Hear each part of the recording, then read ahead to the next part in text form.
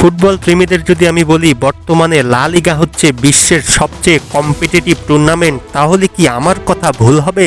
মোটেও না। এই তো দেখুন, গত সপ্তাহে বার্সেলোনাকে টপকে শীর্ষে উঠেছিল অ্যাটলেটিকো মাদ্রিদ, তারপরে আবার অ্যাটলেটিকো মাদ্রিদকে সরিয়ে শীর্ষে উঠেছিল বার্সেলোনা।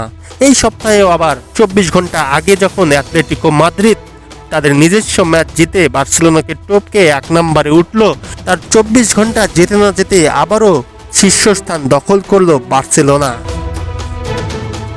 রিয়াল সোসিয়েদাদের বিপক্ষে 17 মিনিটের মধ্যে প্রতিপক্ষের 10 জনের হয়ে পড়ার পুরো সুবিধা নিয়েছে বার্সেলোনা।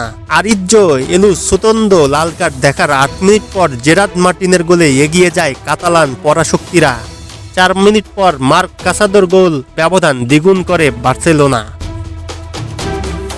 হ্যান্সি ফ্লিকের দল শেষ দুটি গোলও কিন্তু পেয়েছে 4 মিনিটের ব্যবধানে। 56 মিনিটে রোনাল্ডো আরাহো 3-0 করার পরে 60 মিনিটে কিন্তু চতুর্থ গোল করেন দলের নাম্বার 9 রবার্ট লেভানডস্কি। বড় ব্যবধানে জিতলেও ম্যাচের শুরুটা ভালো ছিল না বার্সার। সোসিয়েদাদের সর্জিও গোমেজ জালে একবার বলও জড়িয়েছিল, তবে অফসাইডের কারণে বাতিল হয়ে যায় সেই গোল।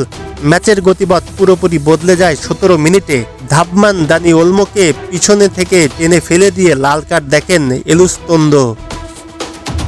বর্তমানে 26 ম্যাচে 18তম জয় পাওয়া বার্সেলোনার পয়েন্ট 57, সমান ম্যাচে 56 পয়েন্ট নিয়ে 2 অ্যাটলেটিকো, 54 পয়েন্ট নিয়ে 3 গতকাল বেতিসের কাছে হেরে যাওয়া রিয়াল মাদ্রিদ।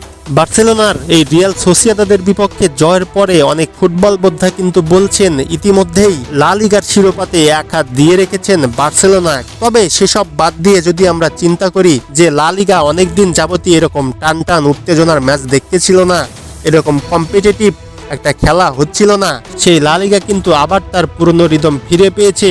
এই টান উত্তেজনার যে লিগটা শুরু হয়েছে সেটা কিন্তু পুরো বিশ্বের কাছে লা লিগাকে আবারও ভালোভাবে কম্পিটিটিভ একটা টুর্নামেন্ট হিসেবে রিপ্রেজেন্ট করবে।